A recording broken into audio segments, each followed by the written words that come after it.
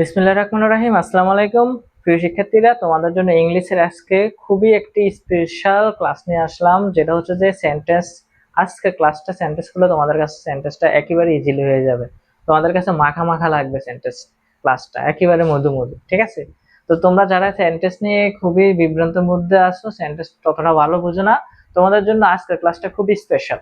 যারা সেন্টেন্স ভালো পারো না, ক্লাস 6 to 12 পর্যন্ত, বা যারা চাকরি প্রার্থী আছেন তাদের জন্য, বিশেষ করে গ্রামার ক্লাসটা সবার জন্য, ছোট থেকে বড় সবার জন্য বেসিক ক্লাস। তো আমরা আজকে সেন্টেন্স কি সেটা সম্পর্কে সর্বপ্রথম দেখবো। সেন্টেন্স হচ্ছে কি, এক বা একের অধিক ওয়ার্ড একত্রে বসে যদি মনের ভাব সম্পূর্ণ অর্থ প্রকাশ করে, মনের ভাব প্রকাশ করে, তাকে সেন্টেন্স বলে, ঠিক আছে? সুন্দরভাবে প্রকাশ করে। তাহলে এখানে দেখো একটা এক্সাম্পল। এখানে আমাদেরকে সেন্টেন্স হওয়ার শর্ত হচ্ছে কতগুলো ওয়ার্ড একসাথে, 5টি 10টি 6টি 7টি। একটা ওয়ার্ড দ্বারা কখনো একটা সেন্টেন্স মেকিং হতে পারে না। একটা সেন্টেন্স মেকিং হওয়ার জন্য সম্পূর্ণ অর্থপূর্ণ একটা, যেরকম আমরা বাংলা কথা বলি, হ্যাঁ, বাংলা কথা বলার জন্য আমরা সম্পূর্ণভাবে একটা আমি, এটা তো একটা ওয়ার্ড না, ঠিক আছে? আমি, আমি এটা তো একটা সেন্টেন্স না, ঠিক আছে? আমি এখানে কি মিনিং নেই। আমি কাজ করি, আমি তোমাদের ক্লাস করাই, আমি ভাত খাই। তাহলে কতগুলো ওয়ার্ড মিলে একটি কি সম্পূর্ণ মনের অর্থ প্রকাশ করা হয়েছে, তাহলে আমরা এটাকে একটা সেন্টেন্স বলতে পারি। তাহলে এরকম দেখো, এখানে এক্সাম্পল, সোহা রিড এ বুক, সোহা একটি বই পড়ে।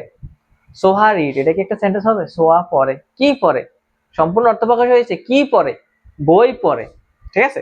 তাহলে এখানে আবার Jilani is a army and lucky boy, lucky boy, Jilani একজন সৈনিক এবং ভাগ্যবান ছেলে। তো এখানে আমরা জানতে পারলাম এখন একটা সেন্টেন্স হতে হলে সর্বপ্রথম হচ্ছে যে শর্ত হচ্ছে কতগুলো ওয়ার্ড একসাথে বসে একটা মনের সম্পূর্ণ অর্থ প্রকাশ করতে পারলে আমরা এটাকে সেন্টেন্স বলতে পারি। তো সেন্টেন্সের প্রধানত দুইটি অংশ আছে স্যার, সবসময় মনে রাখবে, একটা সেন্টেন্সের কয়টি অংশ? একটা সেন্টেন্সের দুইটি অংশ, একটা হচ্ছে সাবজেক্ট আর একটা হচ্ছে প্রেডিকেট। সাবজেক্ট কি? সাবজেক্ট হচ্ছে যে যাকে উদ্দেশ্য করে কিছু বলা হয়, একটা ব্যক্তি বা বস্তুকে উদ্দেশ্য করে কিছু বলা হয়, সেটা হচ্ছে সাবজেক্ট। একটা সেন্টেন্সের মধ্যে আমরা সাবজেক্ট কিভাবে চিনবো? দেখো, Sakib is a good player, Sakib একজন ভালো খেলোয়াড়। কে ভালো খেলোয়াড়? সাকিব। কে ভালো খেলোয়াড়? সাকিব। তাহলে সাকিব হচ্ছে একটা কি সাবজেক্ট। তো সাকিব সাবজেক্ট পেয়ে গেলাম স্যার একটা সেন্টেন্সের ভিতরে। এবার প্রেডিকেট কে? সাবজেক্টকে উদ্দেশ্য করে যা কিছু বলা হয়। তো এই সাবজেক্টকে উদ্দেশ্য করে যা কিছু বলা হয়েছে, এটা পুরোটাই হচ্ছে কি প্রেডিকেট, এটা পুরোটাই হচ্ছে প্রেডিকেট। তাহলে আমরা একটা সেন্টেন্সের মধ্যে দুটি অংশ, একটা হচ্ছে সাবজেক্ট আর একটা হচ্ছে প্রেডিকেট, খুব সহজে আমরা কি করতে পারি? ইন্ডিকেট করতে পারবো, চিহ্নিত করতে পারবো, বুঝতে পারবো। একটা সেন্টেন্সের মধ্যে সাবজেক্ট এবং প্রেডিকেট খুঁজে নিতে পারবো। তো সেন্টেন্সকে সাধারণত 5 ভাগে ভাগ করা হয়েছে। সেন্টেন্স হচ্ছে 5 প্রকার। একটা হচ্ছে অ্যাসারেটিভ সেন্টেন্স, বর্ণনা করা, যে আমি তোমাদের সাথে সেন্টেন্স সম্পর্কে যে বর্ণনা করতেছি এটা হচ্ছে অ্যাসারেটিভ সেন্টেন্স। যে বিবৃতি প্রদান করতেছি এটা হচ্ছে কি অ্যাসারেটিভ সেন্টেন্স। তাহলে অ্যাসারেটিভ সেন্টেন্সকে আবার 2 ভাগে ভাগ করা হয়েছে, একটা হচ্ছে অ্যাফার্মেটিভ আর একটা হচ্ছে নেগেটিভ। অ্যাফার্মেটিভ হচ্ছে হ্যাঁ বোধক, হ্যাঁ আমি কাজ করি, আমি কাজ করি না, আমি খেলতে পারি, আমি খেলতে পারি না, হ্যাঁ বোধক না বোধক। আর ইন্টারোগেটিভ হচ্ছে প্রশ্নবোধক, যত ধরনের প্রশ্ন আছে, যেরকম বর্তমান সময়ে খুব ট্রেন্ডে আছে রাগ করলা, ঠিক আছে? আমার পড়াটা তোমরা বুঝতে না পারার কারণে কি রাগ করলা? তাহলে আমি তোমাকে একটা প্রশ্ন করছি, তাইলে এটা হচ্ছে কি একটা প্রশ্নবোধক ইন্টারোগেটিভ। তোমার নাম কি? তোমার বাড়ি কোথায়? তুমি কি করো? তুমি কিসে পড়ো?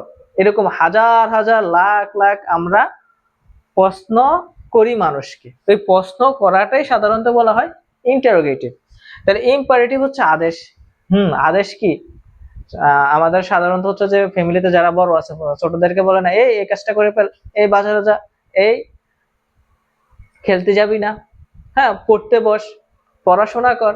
এরকম যে আদেশগুলো দেয় আমাদের বাবা মা বড় ভাই, যে আমাদেরকে আদেশ উপদেশ দেয়, অনুরোধ বলা হয়, সেগুলো হচ্ছে কি ইম্পারেটিভ সেন্টেন্স। তারপর অপটেটিভ হচ্ছে ইচ্ছা সূচক। ইচ্ছা সূচক হচ্ছে অপটেটিভ। হ্যাঁ, আমাদের ইচ্ছা সূচক, ইচ্ছা হয় না ওই আবেগ সূচকের। আর এক্সক্লেমেটরি সেন্টেন্স হচ্ছে বিস্ময় সূচক, মানে হঠাৎ আকস্মিকভাবে তোমার বন্ধু যদি 5 বছর পর তোমার সামনে আসে, তাহলে তুমি হঠাৎ করে বিস্ময় সূচক হয়ে যাবে না? বা তোমার প্রিয়জন, প্রিয় ব্যক্তি হঠাৎ করে তোমাকে তোমার পাশে এসে তোমার হাত ধরে বলতেছে আমি তোমাকে চাই, তাহলে এটা হঠাৎ করে হচ্ছে যে এক্সক্লেমেটরি বিস্ময়সূচক হয়ে যাবে না? সেটাই হচ্ছে যে আমাদের এক্সক্লেমেটরি সেন্টেন্স। তাহলে আমরা এখানে সেন্টেন্স সম্পর্কে জানতে পারলাম। সেন্টেন্স হচ্ছে 5 প্রকার। একটা কি স্যার? প্রথম হচ্ছে অ্যাসার্টিভ সেন্টেন্স, এটা হচ্ছে কি বিবৃতিমূলক। তারপরে ইন্টারোগেটিভ, সেটা হচ্ছে কি প্রশ্নবোধক। তার ইম্পারেটিভ, এটা হচ্ছে কি আদেশসূচক। তারপর হচ্ছে অপটেটিভ, এটা কি ইচ্ছাসূচক। তার এক্সক্লেমেটরি, এটা কি বিস্ময়সূচক। তাহলে সেন্টেন্স সম্পর্কে জানলাম, সেন্টেন্সের কয়টি অংশ এটাও জানলাম, সেন্টেন্স 5 প্রকার এটাও ভালো করে জানতে পারলাম। তো আগামী ক্লাসে আমরা এই সেন্টেন্স 5 প্রকার নিয়ে ডিসকাস করব। আজকের ক্লাসে এতটুকু। সবাই সুস্থ থাকবা, ভালো থাকবা। আর যদি ভিডিওটা ভালো মনে হয় বা ভালো লাগে তাহলে একটা লাইক করবে, কমেন্ট করবে এবং তোমাদের বন্ধুদের মাঝে শেয়ার করবা।